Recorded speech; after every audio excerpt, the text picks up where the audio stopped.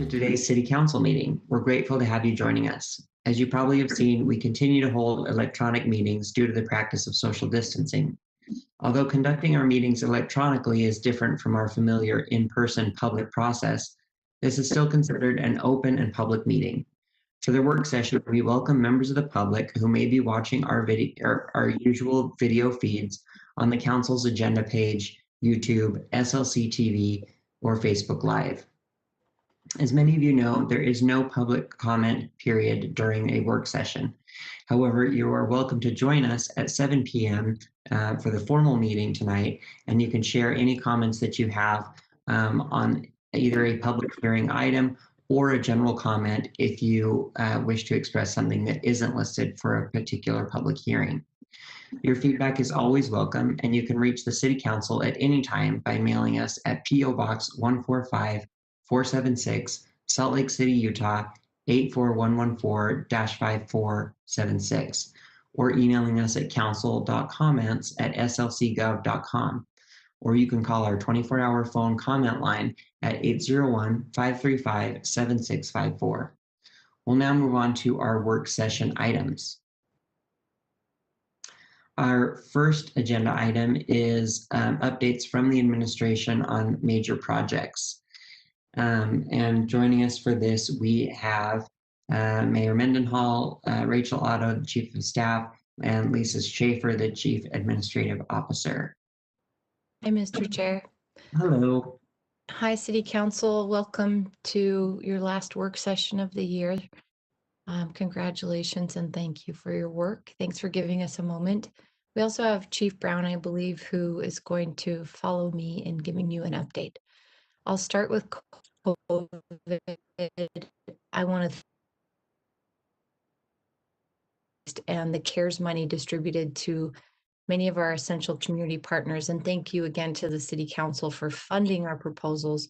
Just to remind you, a few of those, the Salt Laker card was funded with the prepaid debit cards to people who didn't qualify for or who couldn't get federal stimulus money. We funded Operation Warm, which is providing several thousand winter coats to kids in need in the community. Water Assist, which is the way that we help people pay their water bills. The City Council funded a tremendous amount more than we would during a normal year, and we thank you for that. And the expansion of services to people experiencing homelessness, thank you. We have been advocating lately for, at the federal level, for Congress to pass a relief package immediately to provide much needed assistance to our small businesses and residents who are struggling.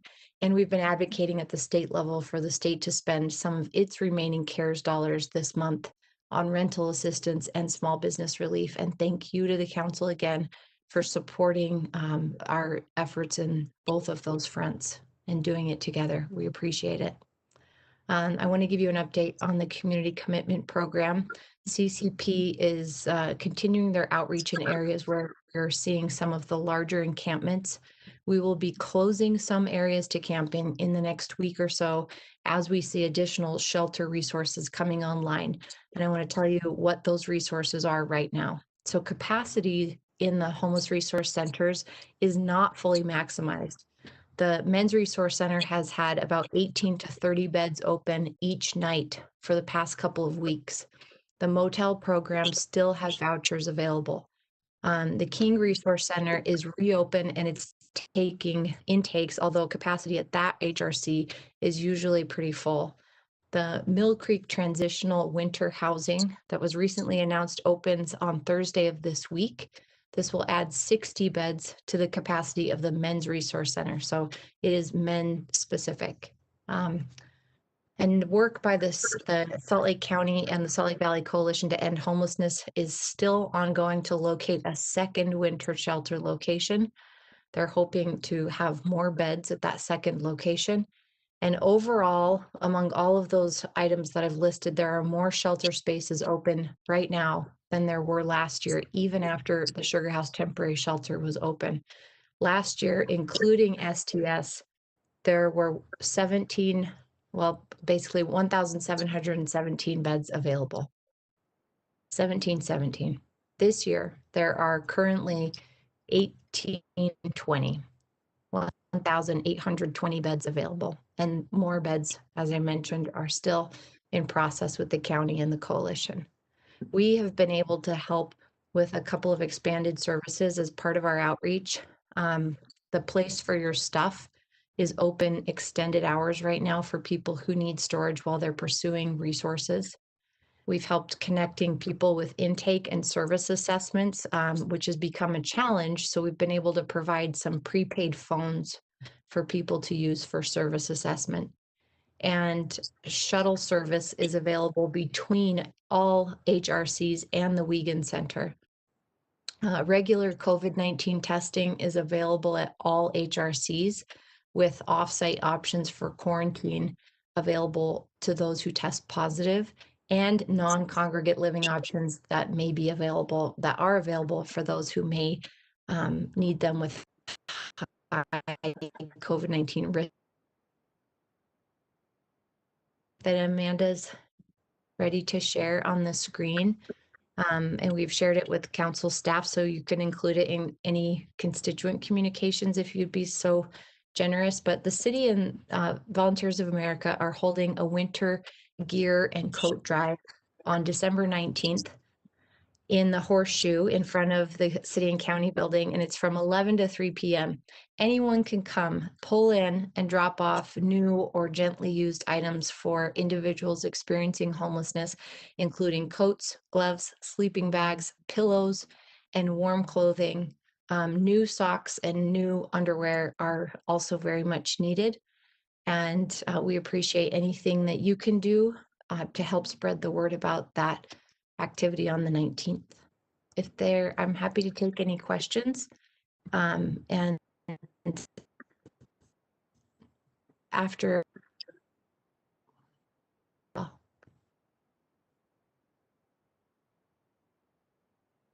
thanks, Amanda. Thank you, Mr. Chair. Thank you. And any other updates from the chief or Lisa? Mayor Mendenhall, thank you. Yes, Mr. Chair and Council, thank you. I appreciate taking a few minutes of your time this afternoon. I'd like to brief you on a work project that has really come to fruition here in the last few months, but we've been working on this for several years, or at least talking about it. And that is our less lethal shotgun program. When I hired on in 1991, I know that kind of dates me, but that was 3 decades ago. They issued me a service revolver. They issued me a nightstick called a PR-24, which is about 24 inches long, and usually inhibited you from getting in and out of your car, or if you were involved in a foot chase, would hamper you from running. And that's really all we had. But today we have a lot of different tools on our belt. That includes, we have the collapsible baton. We have our OC spray, which is the pepper spray. We have the taser, or the CED. And now we're moving to a less lethal shotgun. Let me read you the first line from our policy. Less lethal shotguns, when used properly, are less likely to result in death or serious physical injury, and can be used in an attempt to de-escalate a potentially deadly situation. All sergeants and officers will be certified in the use of less lethal shotguns. I think this is really going to be a game changer. And the reason I think that is this tool really, it encompasses all the elements of de-escalation. It allows us, it should be considered like a baton, but it gives you that distance. And so when you increase the distance to any potential situation, it affords you more time. It gives you numbers, because we deploy them usually in a team. So you at least have a partner, and usually more officers there. And then we teach and train to use cover and concealment.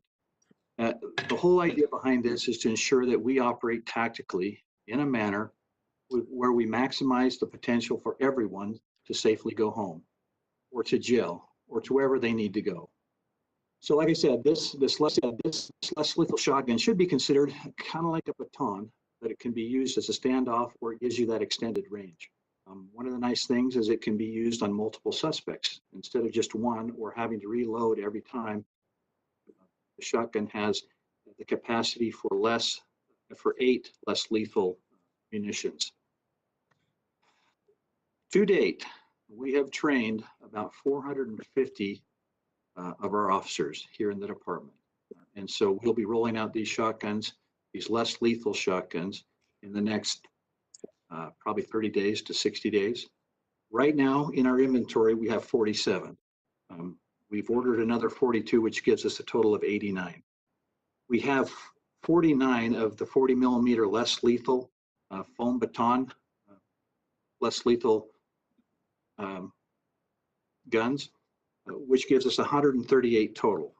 What we would like to do is have another 50 to 60 so that we could equip all the first responders that are out there taking calls that could potentially use these on these type of calls. So, but to do that, these are they're $600 per gun, and we would need another $30,000 to $36,000 to complete outfitting the entire department. Just some details, and I'll be quick, but it fires a Kevlar cotton tube that has 40 grams of 9-shot lead pellets in it. It travels at about 280 feet per second, and the optimum range is anywhere from 5 to 20 yards. But in training with these, we've exceeded that by 25 or 30 yards. They're very accurate. And so, like I say, this is really, I think, going to be a very valuable tool for us as we go out and have to interact and deal with subjects that may have a different weapon, and it'll provide the safety not only for our officers but for the citizens and the communities that we serve. So, is there any questions with that? Mr. Chair. Yes, go ahead, Councilmember Romano. Thanks, Chief Brown. So I admittedly don't know very much about firearms, but I understand that when you say shotguns, I think of a gun that shoots out a lot of little BBs. And I remember when we were talking about rubber bullets, you made the comment that the department chooses not to use rubber bullets because they're non-discriminate and they kind of bounce around and hit whomever, which it sounds a little bit like what a shotgun would do, even if it's a less lethal shotgun. Can you clarify if I'm understanding it wrong, or maybe explain that a little bit? No, Councilor Armando, that's a great question. They used to be called beanbag rounds, but beanbag rounds were flat, and when you fired them, they would kind of frisbee. You really had no idea where they may go. And so we elected not to use those. This is a small sock. If you could think of a sock that's wrapped up, and it has it has 40 grams of lead pellet in it. But the nice thing about these new rounds and the ones that we've elected to use, they are extremely accurate. It's not indiscriminate. They're very much point and aim. And so that's why our training staff selected this weapon and this actual munition, because it's very, very accurate. There's no bouncing around. Let me put it that way.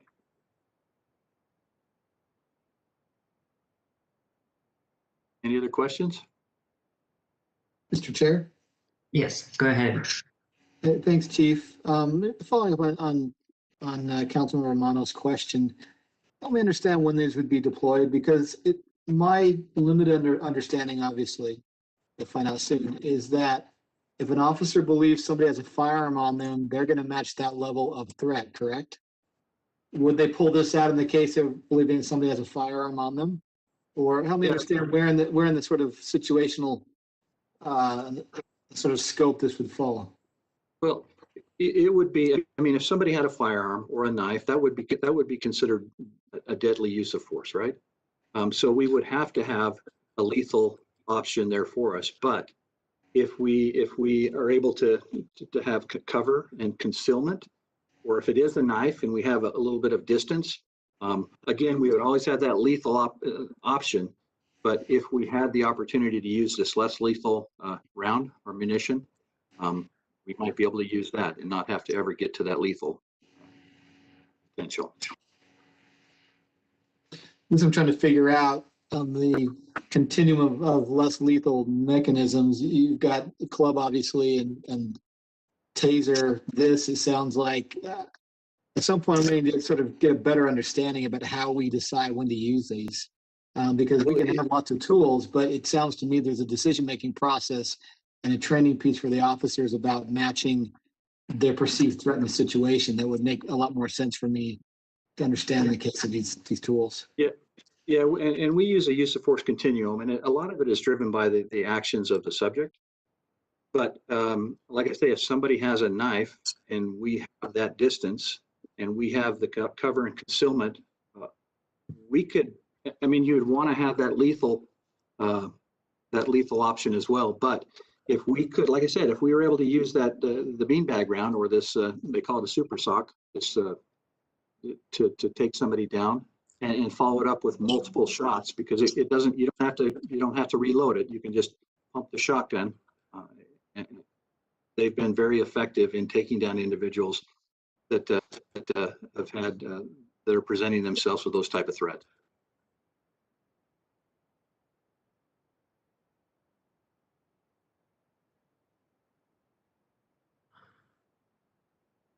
Any other questions? Okay.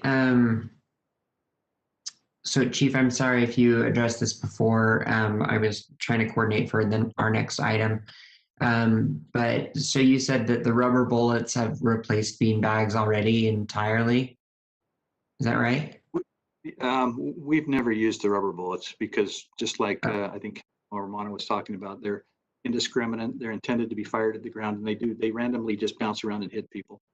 These are beanbag rounds that are very accurate. That's what we've elected to use now after doing a lot of research and development or looking into this product. Okay.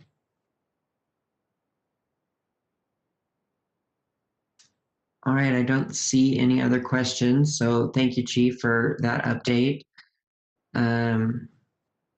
Rachel, I will go to you now if you want to update us on anything else.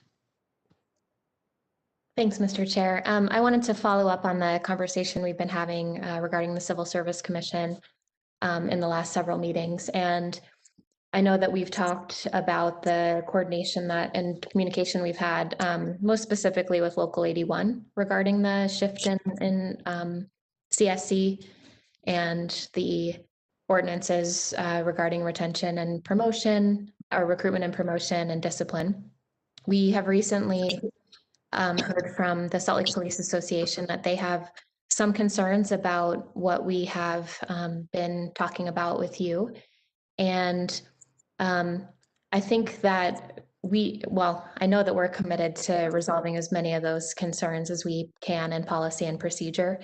The policies and procedures on the recruitment retention and also the hearing officer, the recruitment of the hearing officers, and that process are being drafted now. And we will of course share those policies and procedures with all three unions for their feedback and input before we move forward with finalizing those. So I am optimistic that we can resolve some of their concerns.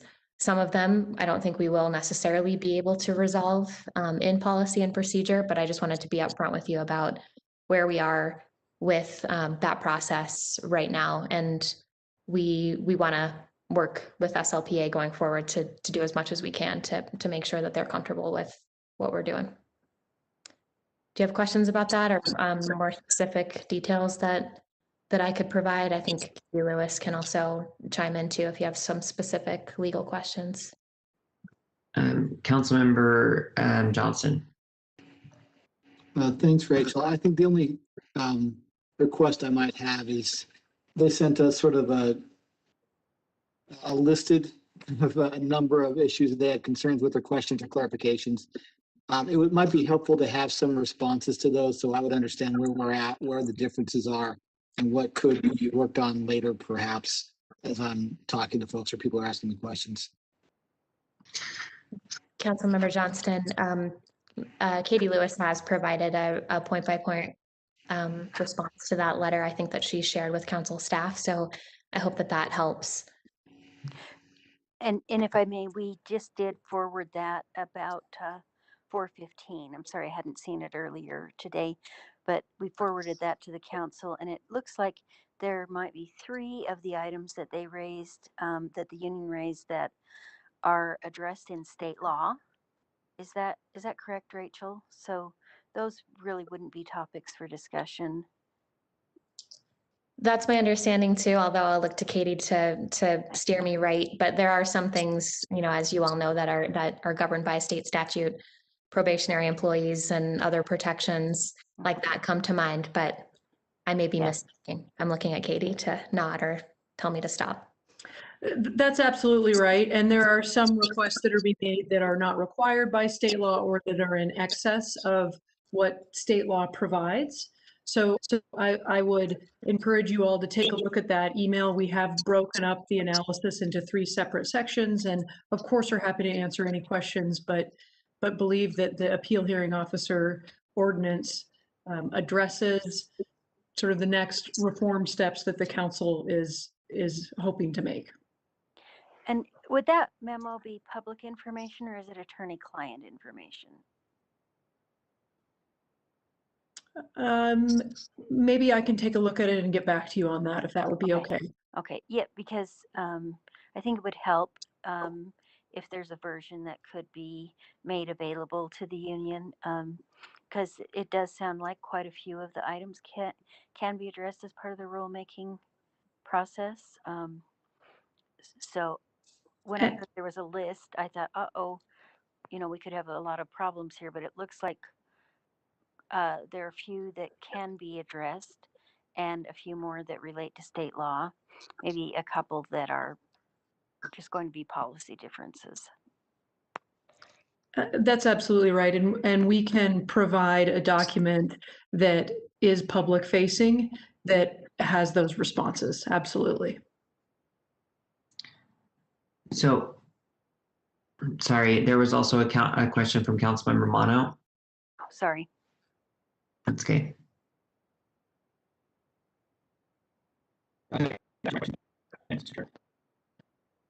Okay. So Katie, just to be totally clear, I mean, I'm reading this while trying to listen to, but I don't see anything. First of all, it looks like the letter that we got from, the letter we got from Mr. Platt is addressing an earlier version of the ordinance. So that resolves some of those questions. Second of all, that some of it is talking about potential conflicts with state law, but you're saying that you're confident that that our ordinance doesn't actually conflict with state law, or this proposed ordinance. And then the third thing is, from what I can see in your email, it doesn't sound like there's anything that would prevent us from, because we are scheduled to take a vote on this during our formal meeting. I don't read anything that to me says that we can't move forward with doing that. Is that a correct summation of your advice? That is correct, Council Chair. Okay, thank you. Any other questions on that? Okay, perfect. Thanks, Katie. And thank you, Rachel. Does the administration have anything else on this agenda item? Okay, let's move to agenda item number 2, which is updates on racial equity in policing. I think that we had anticipated for this discussion about, or a follow-up discussion on the Police Civilian Review Board, and reviewing the graphic that staff has put together to show process on items that have come through the council meetings.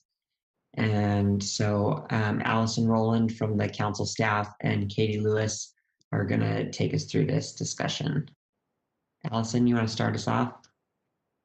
Sure. Thank you, Mr. Chair. I just wanted to check in with Lehua to make sure that she didn't want to address the graphic before we talk about this.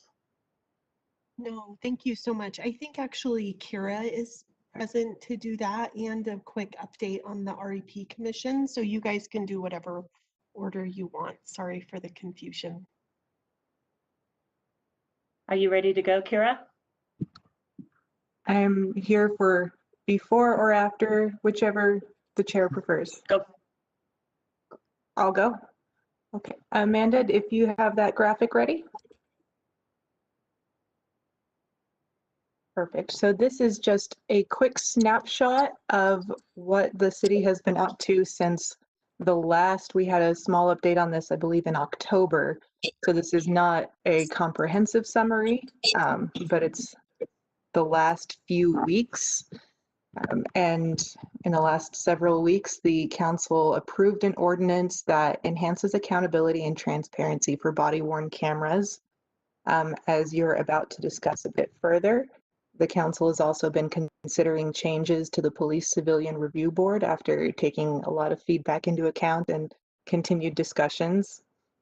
The police budget audit scope that will inform the zero-based budgeting exercise that was discussed during the budget, that is moving forward. Council staff has been finalizing the contracting steps, so there will be more updates on this in the very near future. And as was just discussed, the administration recommended and the council has been considering a repeal of the Civil Service Commission ordinance, which is tangentially related, but does serve the city's equity goals by providing more opportunities for an inclusive hiring process and more new employees with more diverse approaches. So there is action scheduled on a couple of these items, the Police Civilian Review Board ordinance and the Civil Service Commission ordinance repeal. Those are potentially scheduled for tonight. And then I'm just going to segue real quickly into a small update on the Commission on Racial Equity and Policing. The commission is currently meeting Wednesdays in subcommittees through the end of the year. Those meetings are available for the public to listen to at slc.gov/boards/REP agenda. The upcoming subcommittee meetings are Wednesdays, December 9th and 16th, with no meetings scheduled for December 23rd or 30th.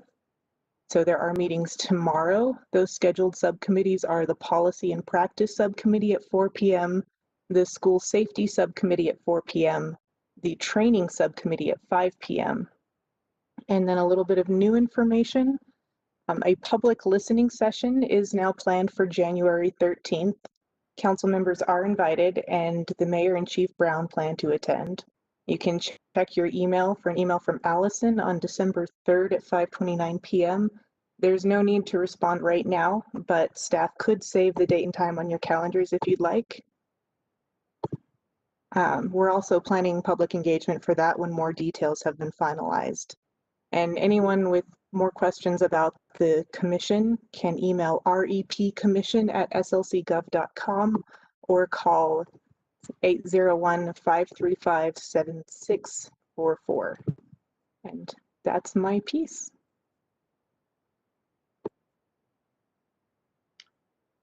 Okay, Mr. Chair, I'll follow up with the CRB review if that's your pleasure.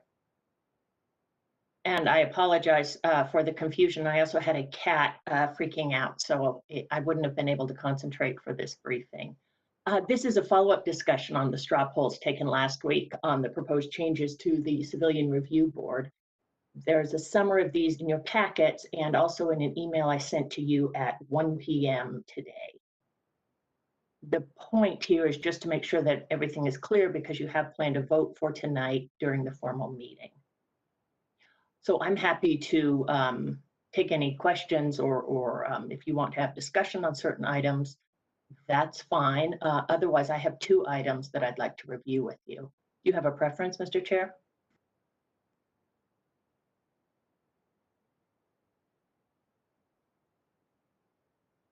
Let me ask, does anybody have questions at this point about what we're voting on tonight with the Police Civilian Review Board changes?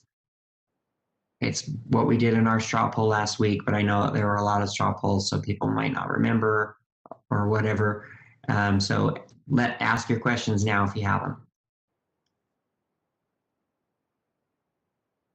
Okay, looks like everybody knows what we're voting on. So Allison, go ahead and go to the next 2 points you wanted to address. Great. One of them is a clarification because I wasn't sure what you voted on in one case. But first, let's talk about number 2 on that summary sheet, which was also in your packets. And it's allowing people with criminal records to serve on the CRB. So my understanding was that the council does support this change, but there were some concerns at the last meeting about whether the change is possible because of the need for background checks and ride-alongs that are required for CRB member training. So we basically worked out a way that both the CRB ordinance and the police department policy and procedures will be changed so that people with criminal records will be able to serve on the CRB, but there'll be a delay of time between, they'll be required between the time that the person finishes their sentence and the time that he or she is allowed to join the CRB board. The time is basically, or this provision is basically to comply with federal and state regulations. Katie is here, fortunately, to go through those details if needed, but I'll say just in terms of the time limit, basically anyone with a felony conviction on their record must have a clean record for 7 years after finishing that sentence. And for certain misdemeanors, the waiting period ranges from 3 to 5 years, but not all misdemeanors require a waiting period. Are there any questions on this?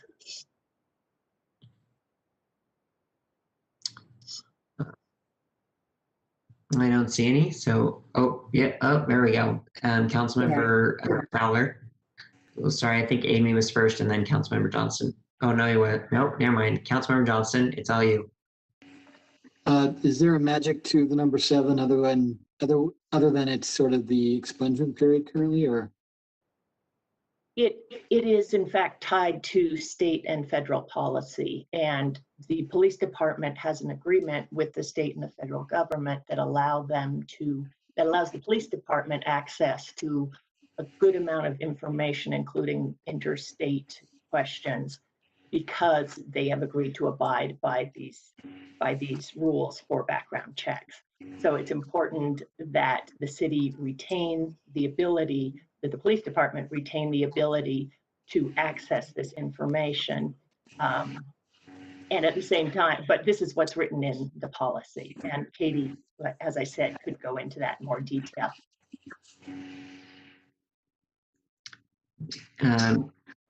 Katie, do you have a question or add anything else?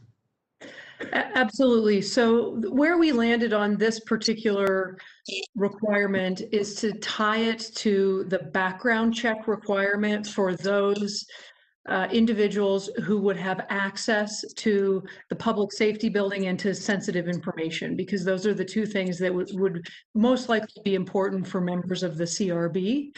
And so we tied it to the, and I'm going to throw some acronyms in here, to the BCI UJIS non-user background check requirements. And what that is, as Allison mentioned, the 7 years after the felony service is done and 3 years after serving a sentence for a misdemeanor that involves crime or a crime of fraud. So those are standards that the police department uses for their background checks, and we thought that that was a nice landing point that could help with those CRB members who might be accessing sensitive information.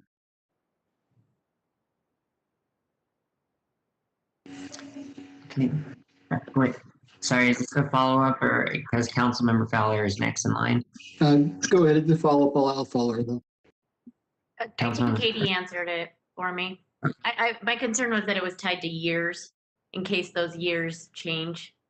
But if it's tied to the policy itself, then if that policy changes, automatically our policy would change. That was my only concern. Thank you. Great, thanks. Councilmember Johnson, back to you. I understand the policy and the time frame now. I guess my concern is the majority of things I'm seeing are drug related, even the felonies. And so how does this factor into this policy? If it's a non-violent felony of some sort, is there discretion in any way, or is it just flat 7 years based on the policy? I'm happy to speak to that, council member and council chair Wharton, if you'd like me to. Please go ahead. Okay. So the real issue has less to do with, as we had talked about before, possibly ride-alongs or the other factors that we had talked about. And what it has to do with is members of the Civilian Review Board having access to sensitive information. And that is tied to the background check requirement. And the background check is what requires that 7-year period. So it's, we were trying to strike a balance between the important policy objective that the council had talked about with diversifying the Civilian Review Board, but also really thinking about what their obligations are and the necessary requirement of accessing that information and needing the background check in order to access it. So that's the balance that the background check requirements strike, and so that's where we landed as well.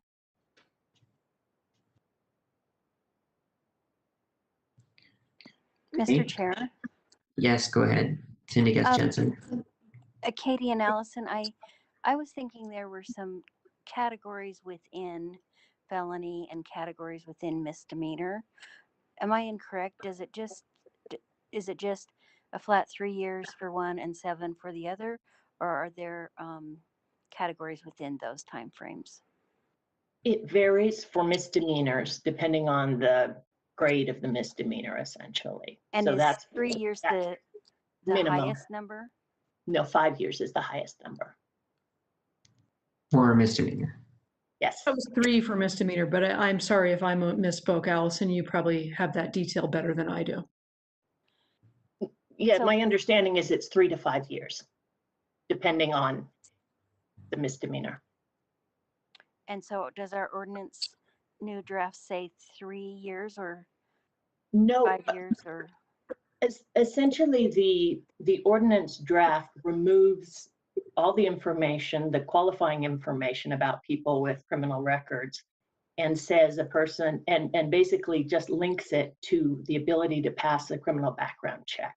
So the idea is to move away from such detail that it have to be changed every time the state changes its policy. And instead, the important thing from the police department's point of view is to be able to pass that background check. Okay, so if there's say a felony that is only 3 years, then someone would be able to serve. Sorry, it's not the sentence that's 3 years. We don't I'm have that. sorry, no, I know, the waiting Okay. period. Yeah, so if the waiting period for one category of felony is less than the 5 years or the 7 years, can that It's- person begin to serve? I'll let Katie detail this. Because I just think there's a little more room. I mean, I understand that we're trying to simplify it, but if the council's main point is they want to maximize the number of people who can serve, I'm just wondering if there's a little additional step we could take. Mr. Chair, Yes, Councilmember Fowler. before Katie answers Cindy's question, I think my question is sort of a follow-up, if I may, that Katie might be able to answer both.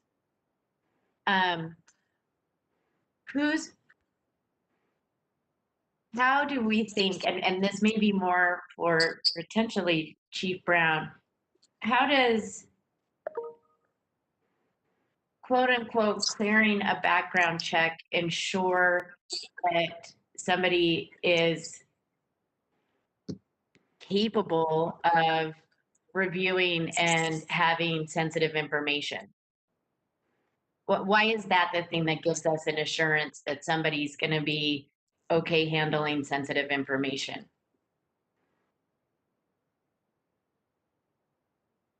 Thank you for that question. And Cindy, thank you for your question. I will do my best to answer. And we may need Chief Brown or others from the police department to talk about the nuances of the background check. But as I understand it, a background check is the gateway for individuals to access confidential information about potential crimes or uses of force that that the rest of the public do not have access to. And the background check is what allows those individuals to access it. And if you're a member of the CRB, it's important to have access to that information. So that's the tool. And what we had discovered was the background check, it's not a unilateral prohibition to anybody who has ever had a felony or a misdemeanor on their record. There's just a time period before that person can pass the background check and have access to that information and those resources. So rather than talking about the type of the felony, we actually believe that bright line requirement of background, you've served your time, there's a period of time, and then you are able to serve on the board, helped create that result. So I don't know if I completely answered both questions, but that's the concept. And I understand, Mr. Chair, if I may. Yeah, go ahead. I understand the language that you came up with, and I think that's a good way to do that. I guess my question is it state law, is it federal law that says to access this sensitive information you have to pass a background check? Or is it just where we decide that's what you have to do? So my understanding is that the background check gives the police department the ability to obtain information. So if we give access to people who haven't cleared background check, then the state and the federal government won't give us that information. So it's sort of the waterfall effect. So it's important to have that gate. I think that was the part I was missing. So thank you.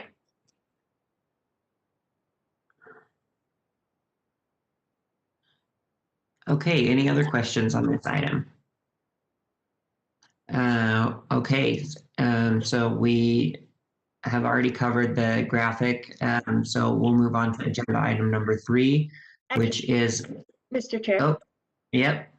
Sorry, we just had one much easier clarification, I believe, from the CRB. It's number 3 on your summary list, and it has to do with the council's intent for the minimum number of CRB members who should be on a non-OICI panel. So these are for all those cases that do not involve an officer-involved critical incident. And what I found looking back at the briefing last week is that it wasn't clear whether the council intended to raise the minimum number of CRB members needed for a non-OICI panel. Whether you wanted to raise it to 5 from 3, which is the current minimum. So whether you want to raise it to 5 or whether you wanted to raise it to a majority of seated CRB members.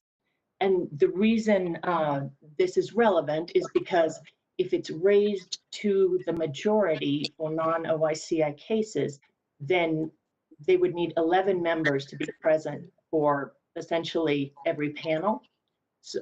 Once the board is expanded to the 21 members and those members are seated. So we understand.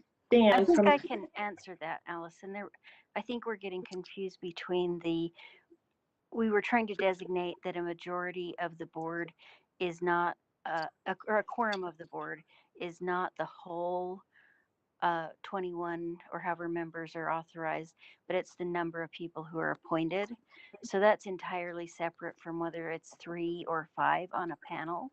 And I think the council said 5 on the panels. There was never, as far as I know, any discussion of having like a majority, like 11.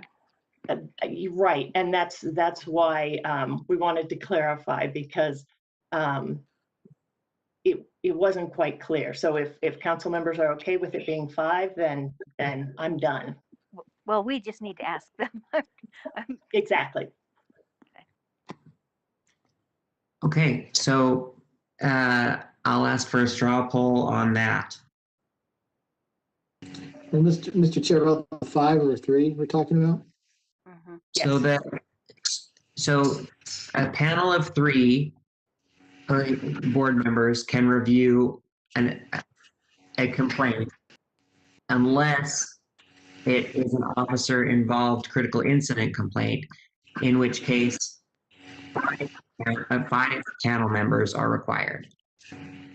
And then for the annual meetings, a quorum of 2/3 of the seated members are required.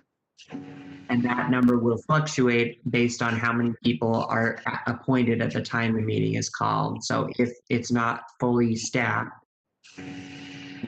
or fully not filled, then you would just do 2/3 of whatever number of seats are filled. And Mr. That's what Chair, we're I think proposing. What's current? currently it's 3 panel members for a non-OICI panel. So the question is whether to raise it to 5. I think our concern last week was, can we get 5 consistently enough to keep the work flowing? And that's why That's what I it's think we 4 members. Right, the discussion related to that was to add 21, raise the number of members to 21 so that the administrator has more people to choose from to be able to assemble a 5-member panel. Sure, and I thought we had gone to the higher number we could do to evaluate if we can get more and therefore get them. My concern, Mr. Chair, is not, I'd like to have more people, but I'm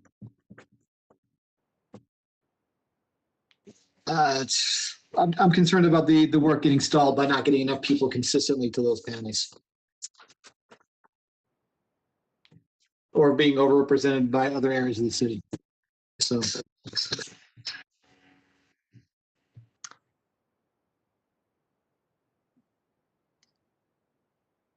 So would you like to propose a straw poll?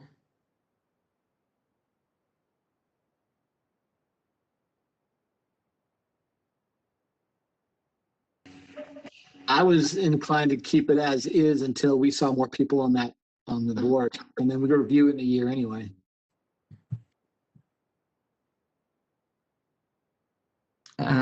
Councilmember Dugan, I saw you raise your hand. Did you have a question or were you going to propose a straw poll? Sorry, I'm just making a comment here because we have 2 different things going on. We had one about the non-OIC and then the other one about OIC.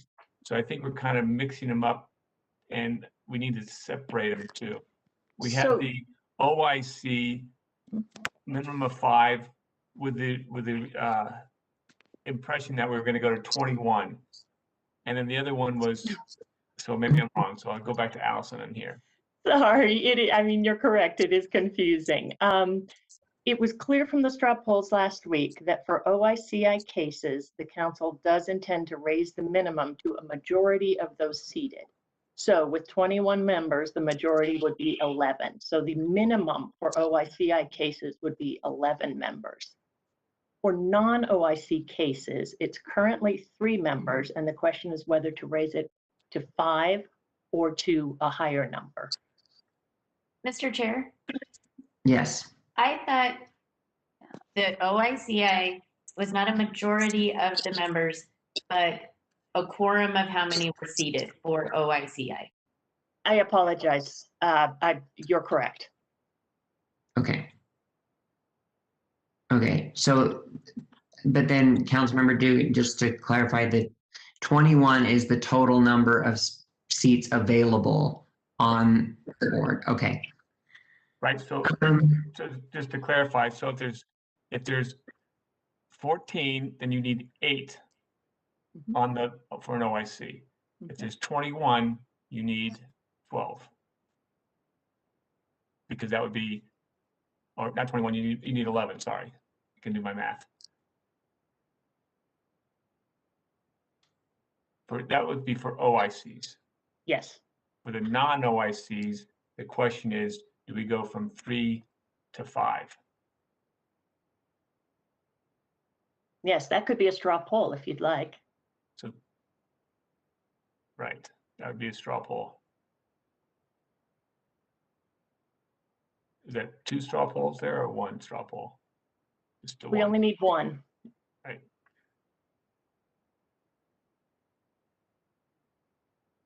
So the straw polls go from 3 to 5 members for non-OIC. Mhm. Or, well, I mean, nobody's actually proposed that straw poll. Are you proposing that right now? Yeah, that's my proposal. I'm proposing Okay. that straw poll. Okay, does anybody have any questions about that? Okay, go ahead and indicate, Councilmember Mono. That, we did increase the number to 21 though, or that was already approved in a straw poll. Okay. Yes. Yes. That changes. Okay, thanks. Okay, so seeing no other questions, go ahead and indicate your thoughts about increasing for non-OICI from 3 to 5. I have a thumbs up from Councilmember Dugan, Fowler, Mono, and Rogers. I have a thumbs, and myself, and I have a thumbs down from Councilmember Johnston. Councilmember Valdemoros is absent on parental leave. Thank Okay. you very much, Mr. Chair. That's all. Thank you. Okay, that brings us to agenda item number 3, which is fleet block zoning amendments. This is just a follow-up briefing and discussion. So at the table for this, actually, the mayor is asked to give some remarks on this. And so we're going to have the mayor introduce the item, and then after that, we'll have Nick Tarbett from the City Council office take us through or help us through the rest of the discussion. So I'll go ahead and turn the time over to Mayor Mendenhall. Thanks, Mr. Chair. I was hopeful that CAN Director Blake Thomas might be able to follow me briefly. Oh, that's fine too. Thank you. And of course, over the last couple of months, we've heard from the community on the future of the fleet block and the murals painted there. And I appreciate this moment with you today. I'd like to speak directly to our community members who have invested their time and their energy and their passion into that space and brought that passion to the conversation through our public hearings. The fleet block's evolution has long been a discussion at City Hall. It goes back 12 years. And as an administration today, every day, we are always working to grow in new ways that benefit our residents and that reflect the needs of the future generations of Salt Lakers. Our vision for the fleet block really reflects that. And it's a vision that I believe we actually share a great deal of common ground on. It includes the creation of a space that benefits our residents, that reflects our community's diversity, that has open space for gathering, whether that's for celebration or for mourning, a space that creates equitable access to opportunities by design and by occupation of who is in that space. A block that provides additional affordable housing, that expands our public transportation and access and more. The discussions for this specific zoning change began back in the spring of 2019. And to say that our city has changed since then would be an understatement. As the movement for racial justice spread throughout our nation, you, our community members, created a space at the fleet block that people feel an emotional connection with. And I know that carries a deeply personal meaning to so many of you who we have heard from. It's a space that provides comfort to many people. And as I've listened to each of your calls over the weeks, you have helped me have a greater insight into the needs within our community. So my ask to the members of our public today is that you continue to communicate those needs to us and join us at the table with an open heart to continue this conversation of where the fleet block goes, so that together we're able to move our city forward with your feedback and with your needs reflected.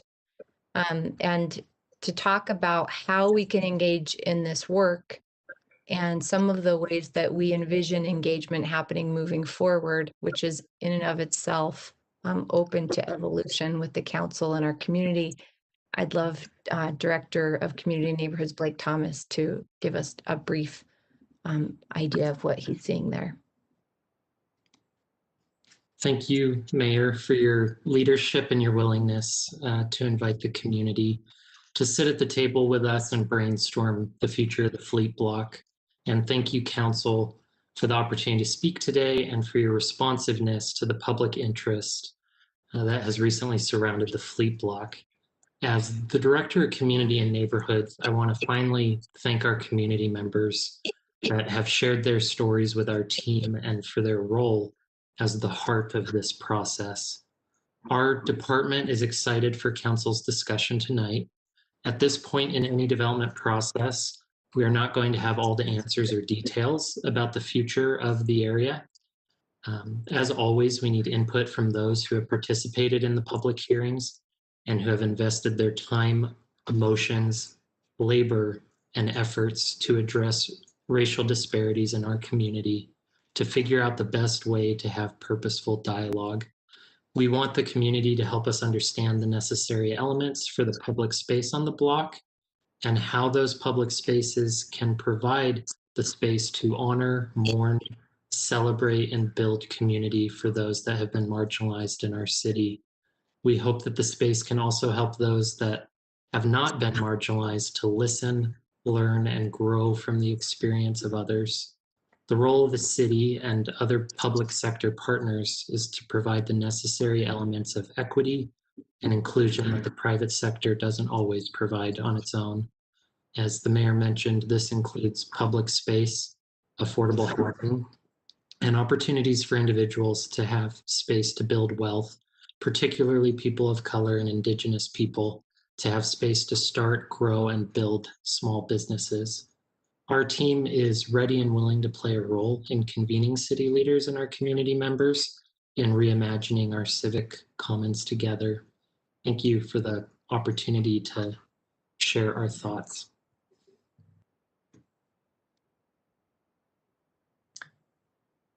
Thank you, Nick. Do you want to go ahead and take us through the other updates on this? Yeah, thank you, Mr. Chair. Can you hear me? Yes. Go ahead. Okay, terrific. Thank you. Thank you, Mayor and Blake, for your comments there. That helps frame, I think, the intent of the discussion tonight. So the council is holding a follow-up briefing on this ordinance that would create a new zone, the FBUN3, and it would be applied to the 10-acre block known as Fleet Block. The council is not scheduled to take action on this tonight. This is simply a follow-up briefing. Public hearings were held on November 10th and the 17th, and additionally, many people spoke during the October 6th formal meeting during the general comment section. The goal of the briefing tonight is to, I think, get through three main components. The first is to review a list of potential motions and potential conditions that could be included in those motions for the council to consider. Secondly, to review the administration's responses to the October 6th work session briefing questions that were raised by the council members. And then thirdly, to review some additional policy questions that are noted in the staff memo. So if it's all right, it may be, sorry, we've kind of switched up the order that we were thinking might work. It may be best just to jump to the potential motions and talk about conditions that council members may want to consider as part of that discussion. Are you all right if we move to that? Yes, go ahead. So if council members are following along in the staff report, it's section number 3.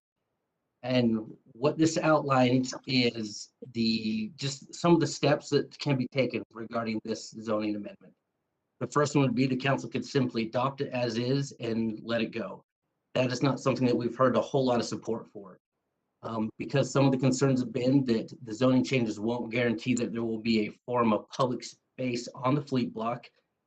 Council staff has come up with some options, as well as the administration has come up with some options that could be included as a contingency upon in the adopting motion.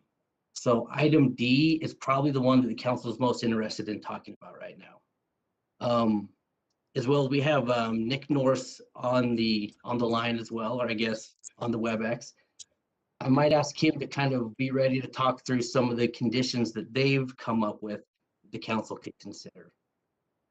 So Bobby or Amanda, could you pull up that sheet for us to be able to look at?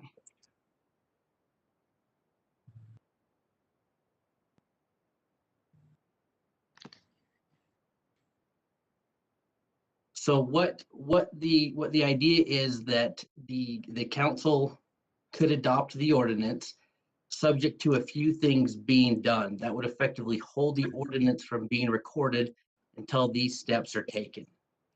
Some of these ideas include stipulating that there will be a public space on the fleet block. You don't have to define exactly what that will be, but that there would be a community process that would have to be gone through in order to help develop that vision.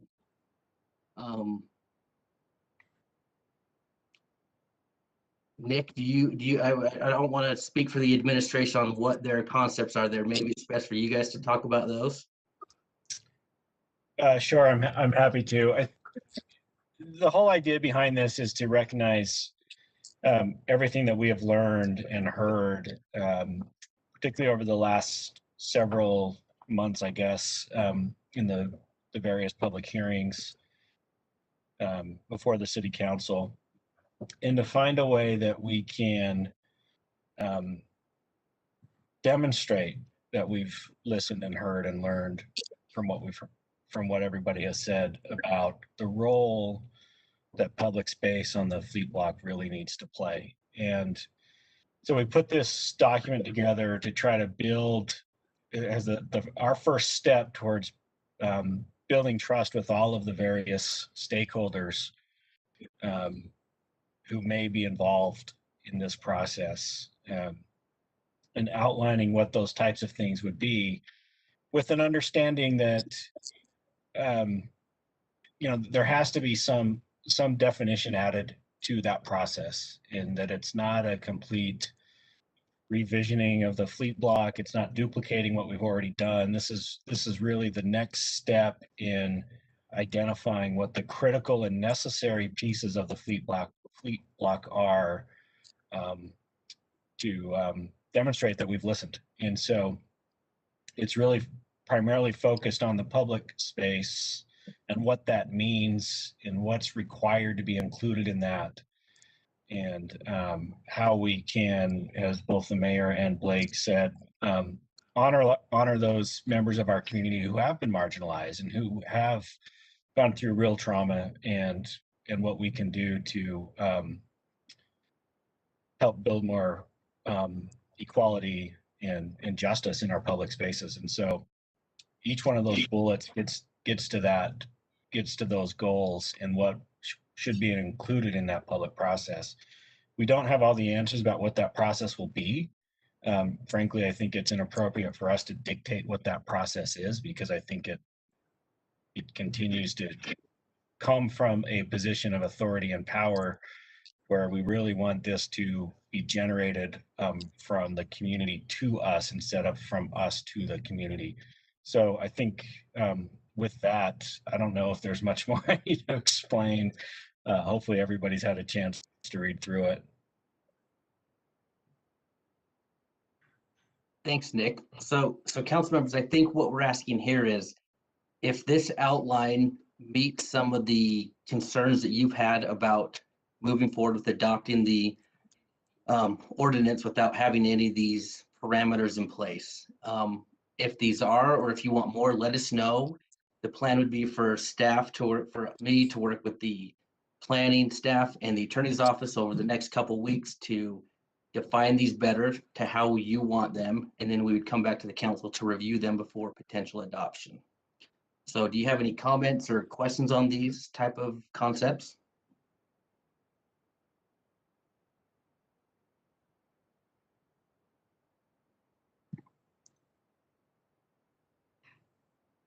Mr. Chair? Mr. Chair. Yes. Councilmember Johnston and then Councilmember Dugan. Sorry, Dan. A couple of years ago, we saw an urban feasibility study, I believe, that was presented after an RFP went out. I think 2019, I believe. I haven't seen anything since then, and we never adopted that as a master planning document. Does the administration still see that document as a guiding framework for this, or is that obsolete at this point?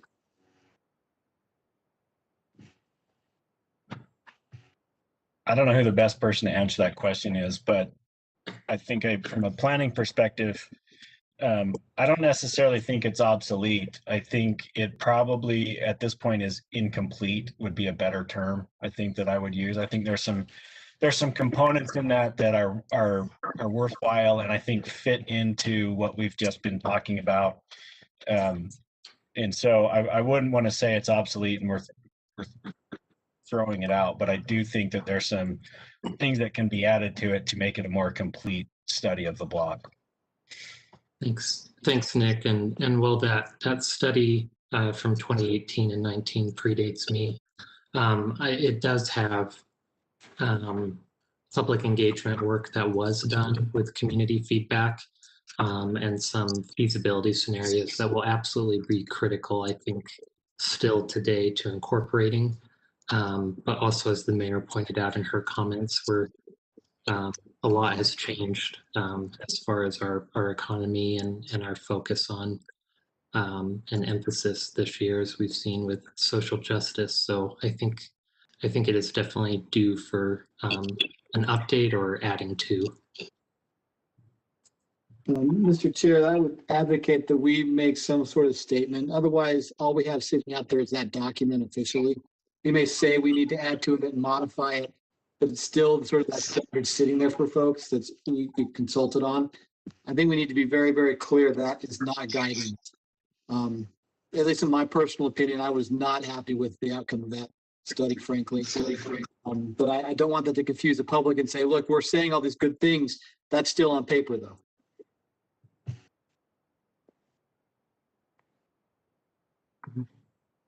Okay. If other people, Councilmember Dugan, go ahead. Thank you. A couple questions here, a couple separations.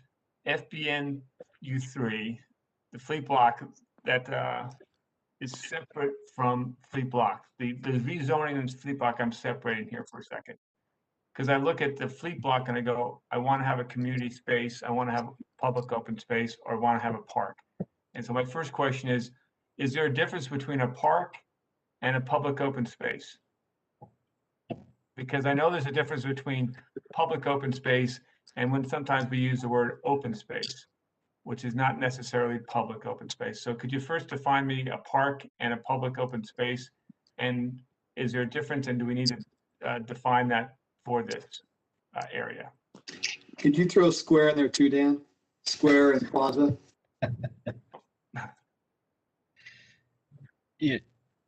Yeah. So I think there is a difference, and I think a park. I mean, I think some of it is an eye test, right? And I don't know what the actual zoning definition of a park is right off the top of my head, but I think there is a difference. And I think when you think about a park, it's more of a place for that includes a bunch of different recreation types of spaces. And that may be part of this. We don't know. I don't want to assume that I know what the community is gonna need to help build that trust and establish that level of equity that we're looking for and that they're demanding.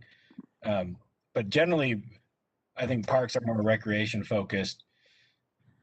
As far as a square goes, I think you're looking at very formalized space that doesn't have a lot of programming and things like that in. Although at least that's how they've developed more locally here.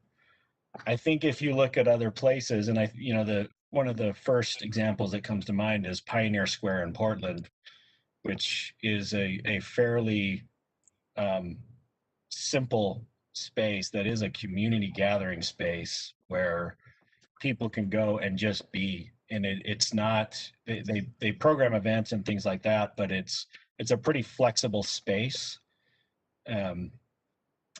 And so I think there's definitely difference there. I think we're using the term public space because we don't want to predetermine, at least from an engagement perspective, what that space may be. I think that needs some specific discussions with the community to be able to more clearly define what that means. And so Right. I would be hesitant to jump in and say it's a park or a square or some other predefined term. Thank you very much. 'Cause that's my point here, because I think we all probably have different definitions and views and visions of what that means. So the community involvement for this space that we were going to call public, how much of this fleet block is going to be that space, but it's a community involvement in what this space actually looks like. And you can call it however you want to call it, but it has to be for the public's benefit and the public's use, and they have public's input for it. Now, I would say, yes, I think we need to define the number of acres for the fleet block. The fleet block that we own, which is like 8.5 acres, I think we should define that in this proposal or in the motion. And that's on the fleet block side of the house. Now on the FENU 3, I screwed that up, I apologize. I look at open space, and that open space talks about open space on the top of a building. And I think that's separate because that's private open space, and I would not consider that as open space because it's on top of the building. To me, open space is you have to be able to walk on it from the ground. So when we look at open space for the zoning, I would rather not see open space on the top of a building. It has to be on the ground level, and it has to be a certain width and dimensions. So my two points.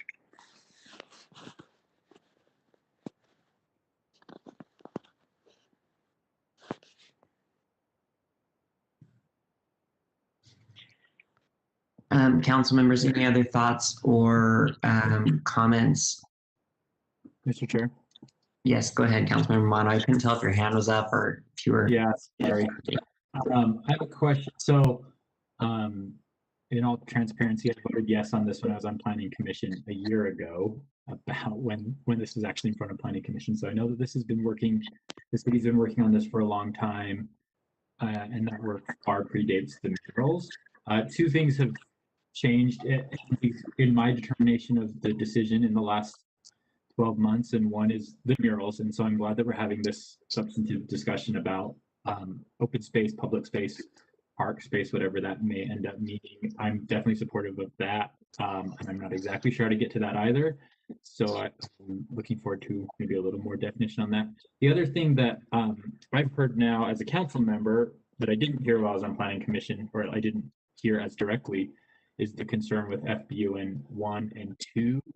I think they've done a lot of really good things for Central 9th, but some of my constituents that live there have been concerned about the parking. So I'm wondering if planning staff could address if this is something that we're planning to proliferate through all of the granary that currently doesn't have fixed rail or have much public transit.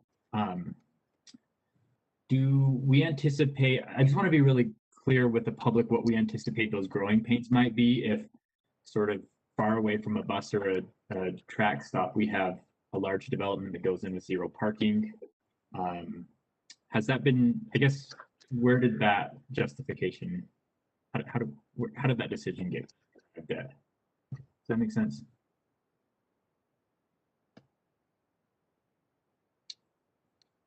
Yeah, it makes sense. And I think it comes from a couple of different things.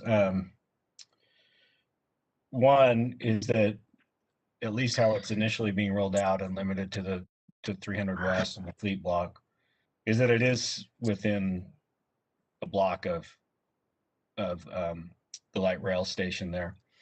It's also along one of the high frequency routes that the city's upgraded. And so there's a big component there.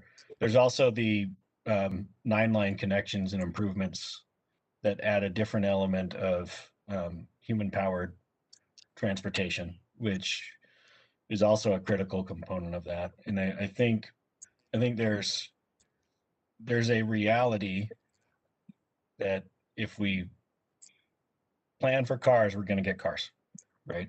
And there are going to be growing pains. Absolutely. It's a different change. And, we're experiencing that in several parts of the city for sure. And so I think one of the things to consider is that having no minimum parking doesn't always mean that we're going to have zero parking built. And I think it's a little bit different when we're talking about affordable housing and the impact that parking has on that cost. And so there are some realities with parking. The parking ordinance itself, which I believe has been transmitted to the council office and hasn't been scheduled for briefings and discussions yet, take more of a context approach than what our current parking regulations do. And so that really is the time to focus on the parking discussion, because it is a more holistic, comprehensive type of discussion. And if we're going to talk about it on a project by project basis, it's a lot harder discussion to have. And so I would say that again, if we plan for cars, we're going to get cars. And if we want to meet our sustainability goals as a city, then we have to take a different approach, and there will be some growing pains and some more competition for essentially on-street parking, which I think we're seeing in a lot of different places. But I think it's important to note that when you see competition for on-street parking, it's not as if somebody is losing something. It's that other people are competing for the exact same thing that somebody currently already has, and it's public. Yeah. And so I think that's a point of equity that I think needs to be mentioned and discussed when we're talking about parking.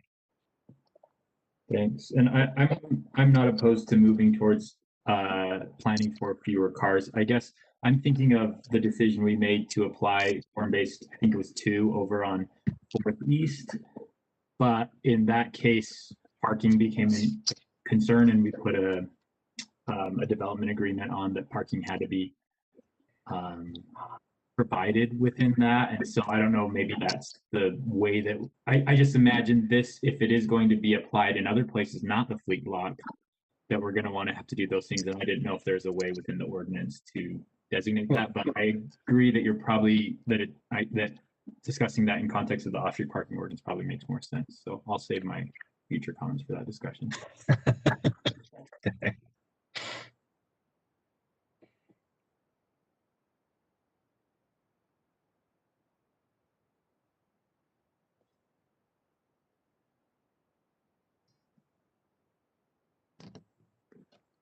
Any other questions or comments from council members? Mine only is that I know that we talk about artists, and it seems like we are necessarily, implying that there would be some public art component. But in our subsequent discussions, I would like to see us talk about a public art component, and put that more explicitly in the bullets. But that's those are my main thoughts at this point. Oh, Mayor Mendenhall. Thanks, Mr. Chair. And I just wanted to express a concern that, and I understand how tempting it probably is to put some fine numbers, some acreage, some percentage on this block before there's any public engagement process, before there's a market data study. And I would really caution against trying to put a point on this, a fine point, before we've done that work. Here's the biggest reason for me, and I'm sure that Nick and others have their own list of reasons, but we have just farther west in the community at Raging Waters location, about 17 acres that must be recreation space. The land was purchased with grant money that bound us in perpetuity to that being recreation space. And we want, and we have some great desires to go through a great conversation with Salt Lake City residents about making that into an incredible space. And we've had some of those conversations with the council in small fashion so far. I don't want to pass that on to future administrations the way Fleet Block has been passed on from administration to administration with nothing happening.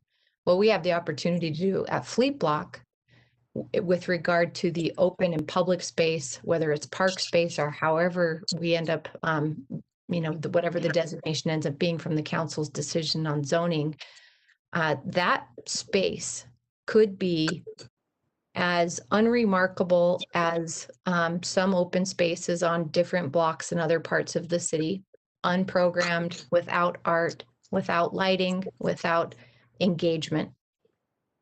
It could be that, and it could still fulfill your acreage and your percentage. But the opportunity that we have in the development aspect, whether that's housing and maker spaces, it's incubator labs, whatever it ends up being. Let's not put a point on that yet, because we're going to have that conversation with the public. That space could be designed through the value that it holds to the people leasing it to tie revenue into supporting the public open space and making that public open space as fulfilled as the desires we're hearing from the community to make it be. So let's not put a point of how many acres or what percentage of land it must be. Let's talk about the values of what that public space should be. What should it embody? How should it help our community to feel? And who's going to be drawn to be supported in that kind of environment? I hope that's what we can get to a conversation with the community about. And then we can design the rest of the block to be able to support that function. So that's what we're asking the community to do with us, as Blake talked about. And that's what I would ask the council to allow us all to do together and with our public that we represent. Thanks, Mr. Chair. Thank you, Mayor. Scrolling through to see if we have any further questions on this. So, Mr. Chair? Yes. I think so if the council could probably consider a straw poll or just direct staff to say what you saw was a good basis to start with, and staff could work with each other to come back with some more final language that you can consider at a future council meeting on these type of conditions. Is that an appropriate next step? Mr. Chair? Yes. Hold on. Councilmember Fowler and then Councilmember Johnson. Thanks, Nick, for pointing that out. For me, I think we have a starting point, and while I don't want to bind completely, I think that we do need to look at some language for some potential contingencies. And so I think for me, I would like to continue having these discussions, and so we can at least have some language for potential contingencies.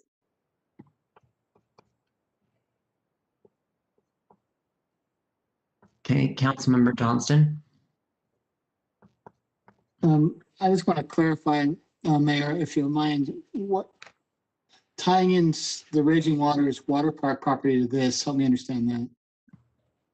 I've heard through council conversations and interest in doing, as Councilmember Dugan mentioned, a park over all of the block that we own, or it's over some fantastic majority of the block that we own at Fleet Block. And the opportunity to achieve 2 what would be regional parks is incredibly slim. And that's what I mean about not wanting to pass on Raging Waters to future administrations to deal with, maybe, and also not wanting Fleet Block to be passed on to the future without any action as it has been for 12 years. So I think that the opportunity to make 2 regional parks in the next few years is very difficult. We've had a flat budget this year. We're going to have a flat budget this year. And I'm trying to be realistic about what our means are. I also think the public asset opportunity at Fleet Block to tie ongoing revenue from the city's ownership of the land that could be developed into the programming and activation and support of the open space is not something the city's ever done before. And we have an incredible opportunity to make the public space that people are asking you in the public hearings to make more like what they want it to be than what we have traditionally been able to afford doing in the past. Mr. Chair? Yes. I like the language that's in the current proposal. There is some flexibility. I'm still reacting a bit to the feasibility study from a couple of years back that called public space basically the crossroads of 2 roads going through the middle of that block. And that, for me, was really undermining the whole point of public space. But I don't think we're following that method anymore. I think this is a new starting point. I support it. I am concerned about tying these 2 things in together and saying we can do either or. I get the realities, Mayor, the economic. We've talked a lot about parks and the funding and so forth. I understand that. I don't want this conversation to start up saying this or that. And I say that honestly because what I get told over and over again when I talk about that is, well, you spent this much money on this park over here. I don't want to go down that path. So I'm trying to avoid that sort of either or discussion at this point. I want to keep it focused on the Fleet Block in this case. And I'll support this particular amendment.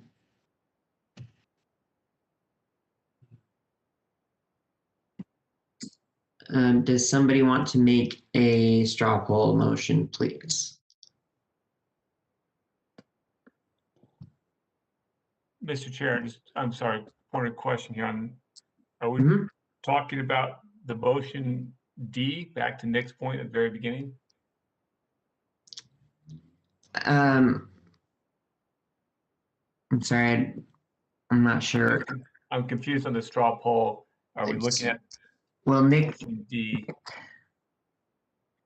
Yeah, I don't know. Nick had said that, would we be ready to move forward, or is this a good starting point to move forward with discussions? And so that's the feedback that we need to give staff, is whether they're going the right direction or whether we want them to go in a different direction. And then we need to move on if we're going to have a dinner break.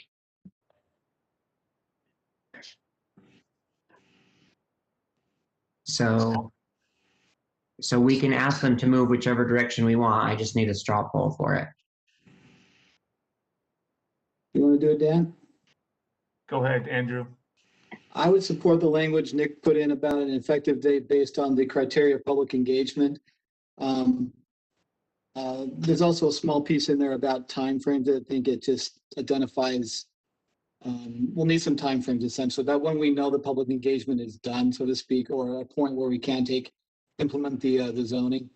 But I would support the language you put in about making the zoning effective based on public engagement process we'll identify. Mr. Chair? Yes. Well, that seems a little too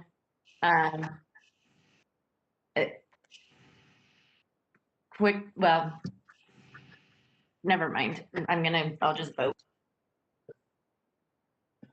Okay, well, we can have discussion to the straw poll, or take amendments too. I guess my understanding from what Nick Tarbett wanted was to see if this was something that we wanted to continue having discussions about. And I think that saying yes, we're going to vote on the rezone with this time frame, it seems a little restrictive right now, where we haven't even had the discussions about what the potential contingencies could be or would be based on that. And I think for me, it's just, can we move in that direction of looking at that and get a little bit more information and discussion and negotiation with administration and ideas of what that would look like. I appreciate where we're starting at, but it seems like we still have a couple more discussions to go to get to that specific of a straw poll for me. Yeah, but that's that was my understanding of what Andrew's straw poll was, so maybe I misunderstood it. So, Andrew, do you?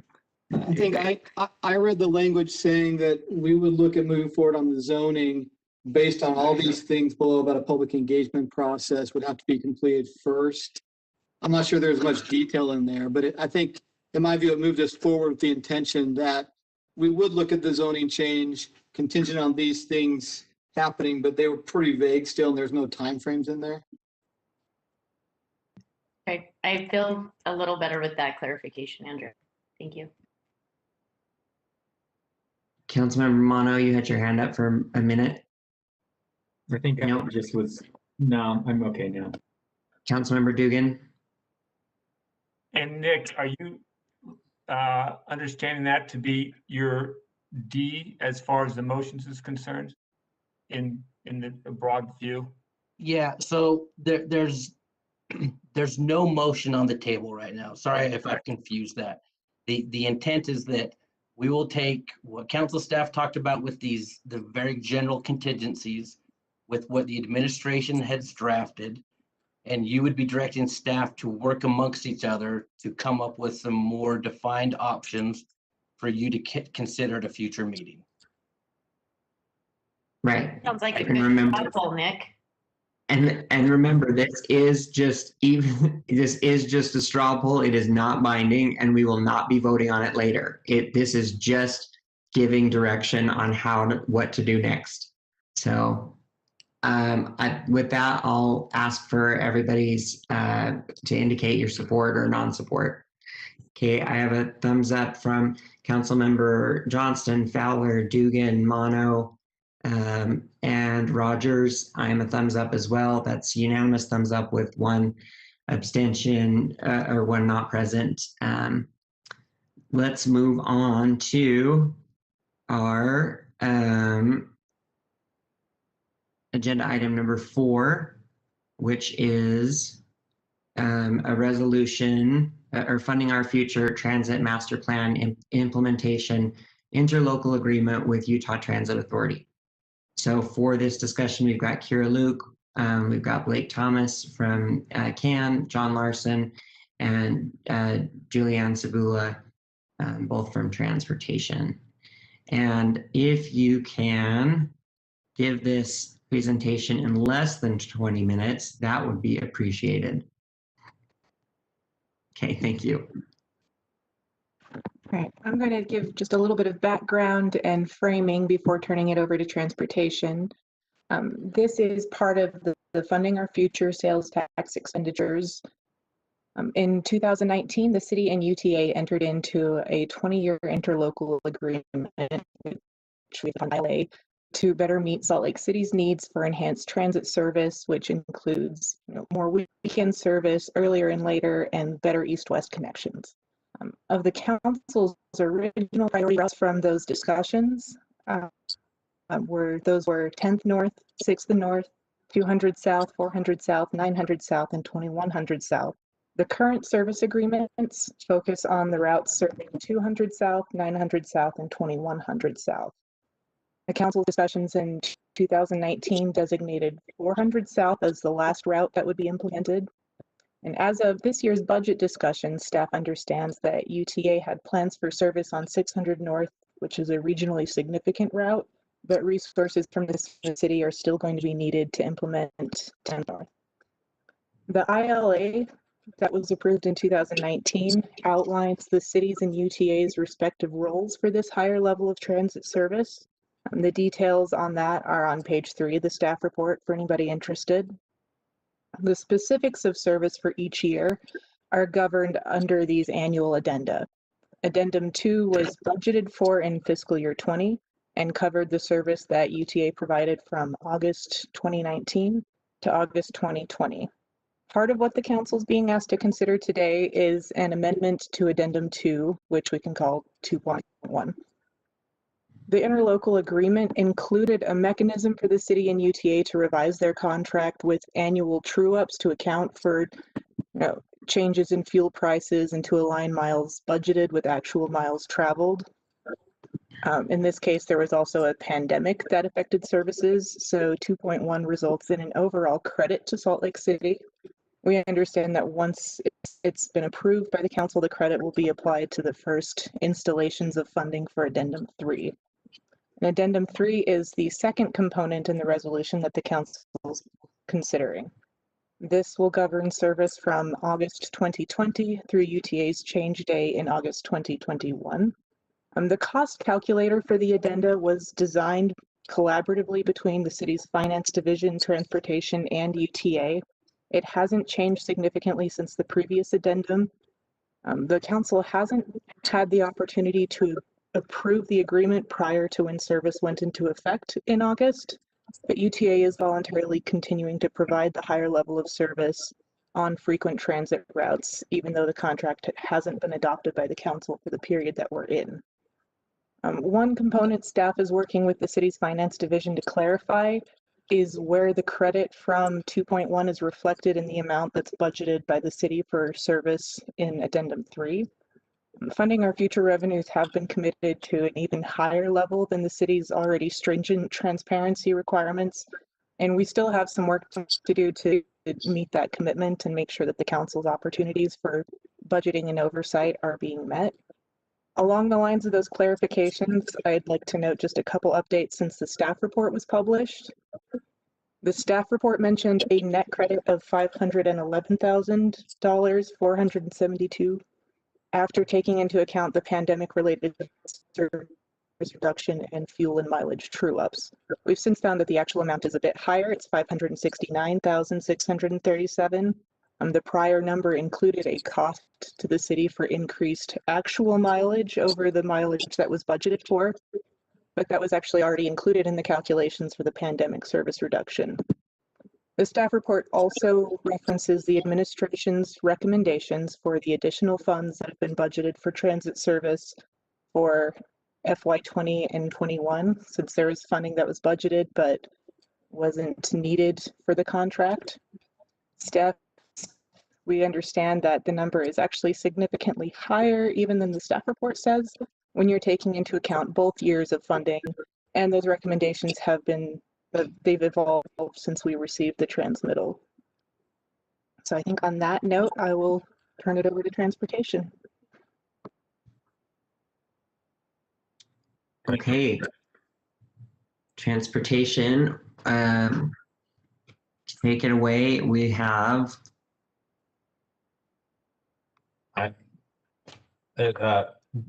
Julianne and I are both ready. Okay, great. Sure. You got Okay. 5 minutes. Okay, I appreciate this opportunity. And thank you, Kira, for a most excellent summary of what got us to where we are right now. So that helps shorten some of the things that I was ready to talk about, because she covered it really well, the background. Really, we're here to talk about 2 addenda to the interlocal agreement. One is the true-up from cost from the previous service, year of service, and then to extend the service for the 3 sponsored routes from August 2020 to August 2021. So stating the obvious, we recognize it is considerably less than ideal to be discussing this contract in December, and we apologize for that and hope to never be in this situation again. Our plan moving forward is to have the addendum for August transmitted to council in May of each year, and at the latest, to ensure that council has ample time for review and deliberation. Already scheduled reviews by legal and finance in April for this coming year for the FY 21-22 addendum. The good news is, as Kira talked about, is the city is getting money back from last year's contract. And Julian has a presentation prepared to provide additional details on that. Again, we appreciate your patience and understanding as we work to develop more reliable processes and timelines going forward. Then I'll turn it over to Julian. Thanks, John. I'm not sure if Amanda has my presentation or if I should share screen.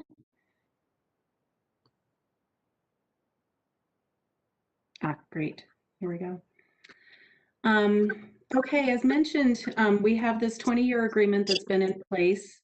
During the first year, we did mobilization of the routes that are up and running now. In the second year, we actually did the service. And so Addendum 3 kind of addresses doing that for the second time, the provision of service. The mobilization is only needed the first year. But this is the first time we're doing true ups. And so this is kind of a new thing for us. And it's really good news for us this year. It may not be every year, so we should enjoy it for this year. If we could go to the next slide.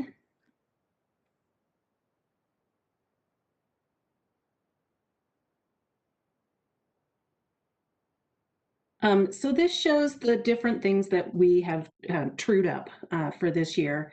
The cost of fuel ended up being less than what was budgeted by UTA, and so we're getting a credit for that.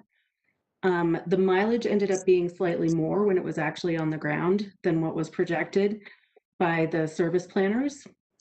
And so we get kind of a debit from our savings for that. And then finally, there were COVID-19 service reductions. And I'm going to try and unpack that just quickly, but I'm open for questions, obviously, after if it's not clear. It's a little confusing. Essentially, the credit accounts for this, the mileage true up already. So the bottom line number that you see already has subtracted the 58,000 from the total. This 462 already reflects that. The service was reduced 57% approximately system-wide from April to August. The change day occurred late, so it was actually late April. So we have about 3 months of service that we have discounted. That service has since been restored entirely on the sponsored routes, and then system-wide about 91% of services back. And this is partly to allow for proper distancing on transit. So UTA has been following ridership numbers and adjusting accordingly. Essentially, all of this leaves us with a total credit to the city of almost $570,000. And I think Kira mentioned that this would be reflected in our first couple of invoices, the terms of which have already expired, but UTA did agree in good faith to operate the service and wait and see what the outcome of this discussion with all of you would reveal. If I can have the next slide.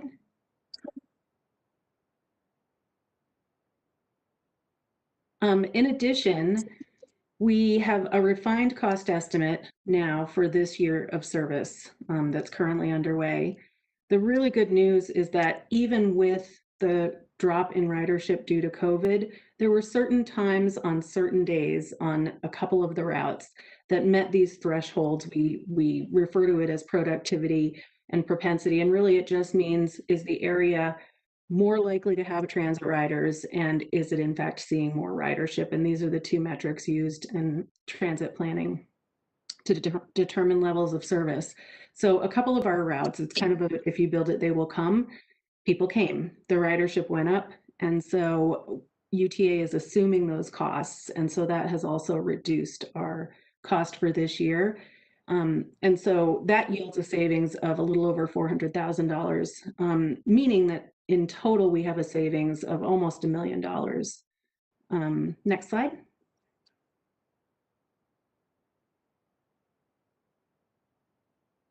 Initially, we had, as Kara mentioned, there are the 6th North and 10th North routes that were next on the list, followed by 4th South, that council expressed an interest in implementing.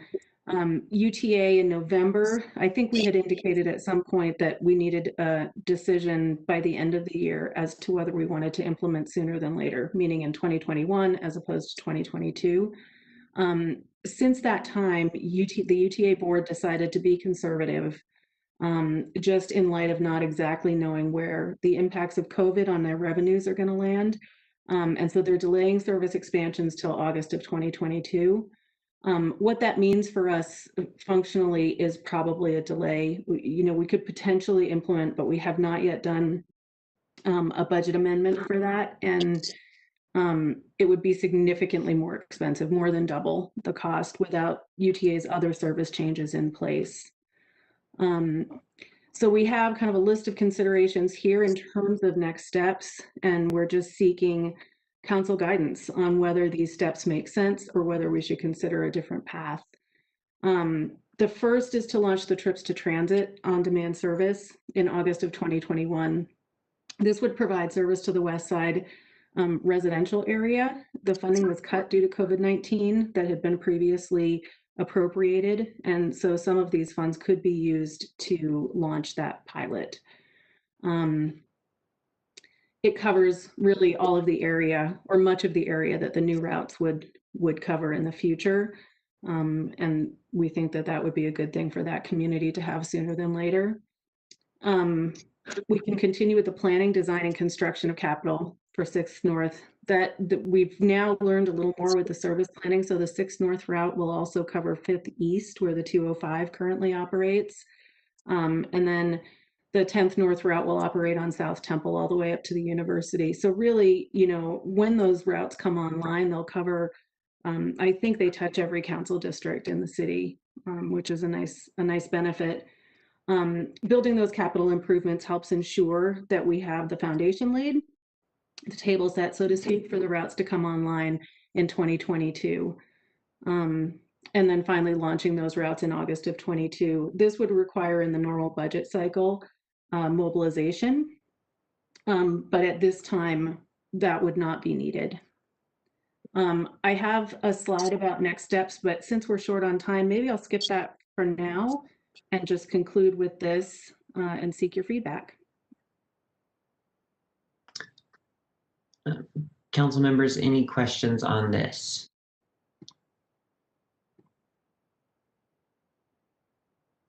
Councilmember Rogers. It's more of a statement. I really appreciate the Transportation Department reaching out. I know that they know that this is a key priority for me in District 1 to make sure that these bus routes are in effect. So, I truly believe if you build it, they will come. You can see that through the bus routes that are going through District 2 right now. And I'm all for the capital improvement projects to make sure that the bus routes are ready and ready to go in 2022. I'm a little disappointed that we're gonna have to. I won't be around when they actually get put in place, but let's make sure that there's at least some bus stops and stuff put together so that when they do come, they're ready to go. But I do appreciate everyone reaching out, the departments, to discuss this with me. I'm comfortable moving forward with the scenarios that they've proposed, specifically for capital improvements in 500 North and 600 North. I know that we discussed, not a lane reduction, but a transportation corridor study analysis. So I would like to implement those as well as quickly as possible, just so that we have everything in place for when those bus routes go into practice. So appreciate everyone. Thank you. Any other questions or comments on this item? Councilmember Fowler? What James said. I'm in Thank you. support of that. The one thing I do want to say is that if in the staff report we talk about the 999,000 that was in a holding account, and maybe kind of keeping at least a little bit of money in a rainy day separate account for these transportation issues, because we don't know what our sales tax is going to look like. So that would be, I'm all for the capital improvements. I think that's where this money should go, but maybe kind of also considering a little rainy day fund, because it not only rained, but everything happened this year. And so we kind of want to maybe make sure we're preparing for a potential loss in that revenue.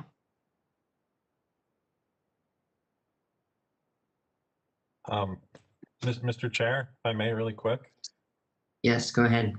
We'd be more than happy to come back at the start of the new year if it would be helpful for council and maybe dive in a little deeper on some of those details. Okay. Are you looking for a straw poll on this or not? Not yet. The more urgent issue is we need approval from council to move ahead with executing the addenda to the interlocal agreement 2.1 and 3, which would be last year's true up and then authorization for the service that is that's happening right now, the August 20 to August 2021 service. Mr. Chair, I would move that we approve the addenda. I don't know if you need a straw poll, Kira. You just need a straw poll. This is on for the formal meeting, the first meeting in January. Okay. Then I'll move then. Or, well, you could do a straw poll now so that the administration will know the direction that you're thinking, what your sense is currently. The money is already appropriated. It's basically you're consenting to use it in the ways that they are talking about trips to transit and such. And then you'll be voting on the contract amendments.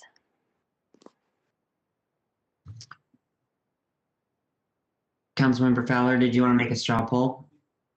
I would propose a straw poll that we support the approval of the addendum and have transportation come back with a little bit more specifications later. Okay, you heard the poll. Everyone indicate your thoughts. Seeing a thumbs up from council members Fowler, Johnston, Dugan, Mono, Rogers, and myself. That's unanimous with one council member absent. Okay, council members, we are at agenda item number 5, which is a board appointment to that Housing Advisory and Appeals Board. Nominee is Katie Sims. Is Katie here and available to join us? Yes, I am here. Hi, Katie. Hello. Thanks for being here. Of course.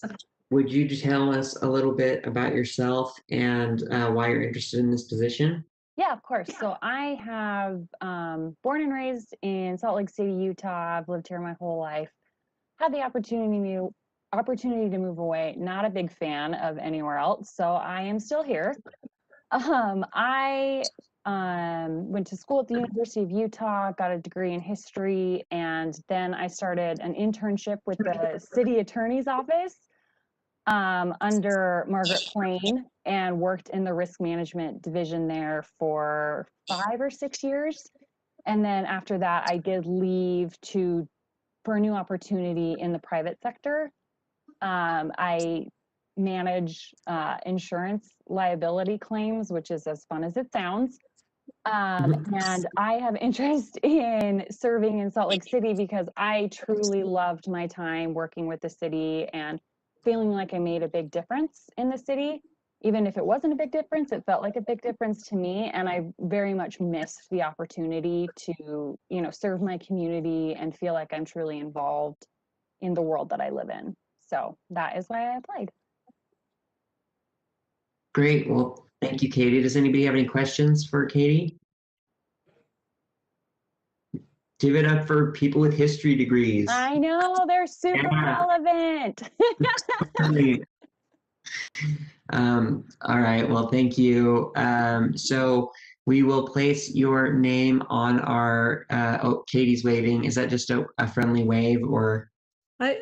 Council Chair, if I could just take a point of personal privilege, I wanted to let everyone know that we adore Katie and are so pleased that she is coming back to the city in any capacity. Hi, Katie. Nice to see you. So good to see you. Wait, hold on. Oh, never mind. Okay.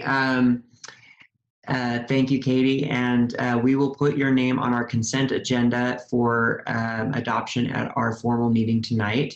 You do not need to be present, but you are very welcome to join us if you would like. That starts at 7 o'clock, and our consent agenda is the last item on the agenda. Great. Sounds good. Thanks so much for your willingness to serve Salt Lake City. Of course. Thank you so much for your time. I appreciate it. Okay, great. Thanks. Council members, our next agenda item is another board appointment to the Housing Advisory and Appeals Board for Carrie Eschler. Is Carrie here?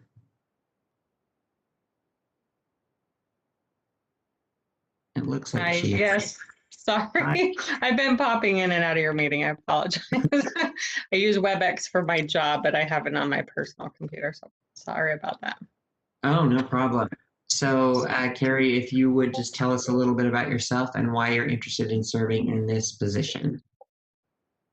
Well, I'm a social worker. I'm an LCSW. I have been for about 4 years. I've been in the medical and mental health field for most of my life. I moved back to Utah here a couple of years ago. My sister-in-law, Victoria Eschler, is big in the community, and so has been kind of urging me.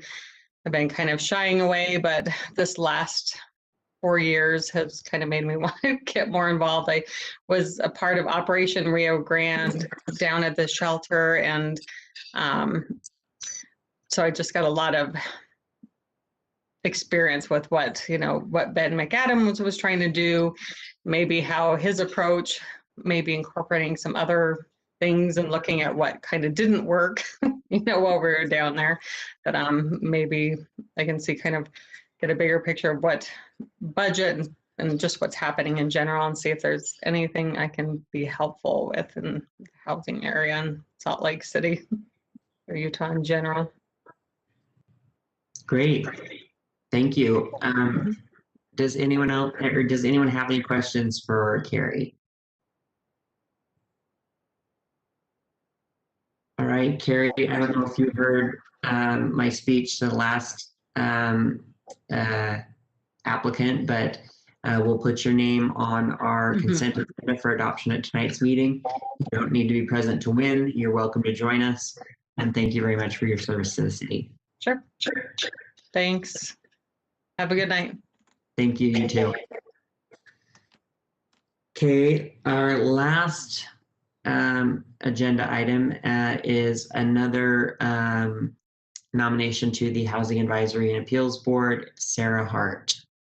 Sarah, are you with us? I'm here and thrilled to be your last item. Oh, well, last but not least. Yeah, between you and so I'll speak quickly. Oh, you know what? You're okay. My concern partly was trying to get to you guys on time as well, because you guys have a time certain appointments on our calendar. So, but yeah, go ahead and tell us a little about yourself and why you're interested in serving in this capacity. Yeah. So for some reason my video is not starting, so you can hear me fine. I will assume, unless you flag me. I'm a public health nurse, and so I have an intimate understanding of how the direct and indirect ways that the built environment affects health, and it's something very important to me. My PhD is in public policy, so I also have experience evaluating government level interventions for their effectiveness and for their intended outcomes. Very different from that, I also own rental property. And we do most of the work on our properties ourselves. So I'm pretty familiar with permitting and building ordinances and engineering sign-offs, which made me particularly interested in this board. But mostly, I just really believe in the power of neighborhoods to create positive change, and I want to be a part of that. Great. Well, anybody have any questions for Sarah? Okay, Sarah, we will place your name on our agenda for on our consent agenda for adoption tonight, and you need not be present to win, but you're welcome to join us. And thank you very much for your service to the city. Thank you. Have a good evening. Thank you, you too. All right, council members, I actually lied. That is not the last item on our agenda, but almost. We have report of the chair and vice chair. I do not have a report. Councilmember, or Mr. Vice Chair, do you have a report? Or an announcement?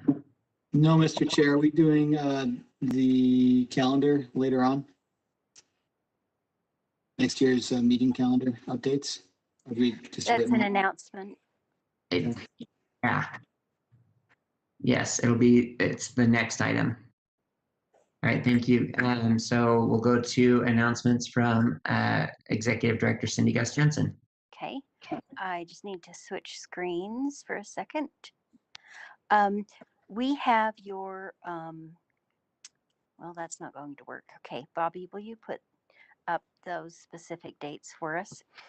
We have the calendar changes that you discussed at your last meeting, and it was really helpful to us that you were willing to spend the time to go over it in that level of detail, because it really is going to save us time throughout the year. So we have some changes in March to accommodate the National League of Cities Conference, and then we have in May the addition of May 27th as work session only to allow time for budget briefings. Then in June, we didn't pencil in any Thursdays, I don't think, but we did erase the meetings that are after June 15th. So that still would put you at 3 meetings in June, but it wouldn't be as bad as having 5. That was frightening to see 5 on the agenda. Then in July, in order to avoid scheduling too close to the holidays, the meetings were changed at your suggestion to July 13th and 20th. And then in August, we're accommodating Night Out Against Crime, the primary election, and then we have to keep an eye out for the Truth in Taxation hearing. But so far what we have is August 17th and August 24th. And then Jennifer will have to work out with the county whether those work. We may have to come back to you on this one. But our staff has worked with RDA staff on any of these changes that affect them, and they're fine with them. So if you have more suggestions for changes, we can make those. We can also make them throughout the year. This is just our very best guess for the public notice purposes. So let us know if you have anything else, and we will get it published in the next couple of weeks if we don't hear any additional feedback. Thank you, Cindy. Any other announcements? Not that I know of. Cindy, do we need to move to approve this calendar tonight? No, it's more that as long as you've seen it and you're okay with it, it's more of an informational thing for the board. Thank you. Okay, thank you, Cindy. That is the last item on our agenda because we do not have a closed session tonight. So we will go ahead and break until our formal meeting at 7 o'clock. Thanks, everyone. See you there. See ya.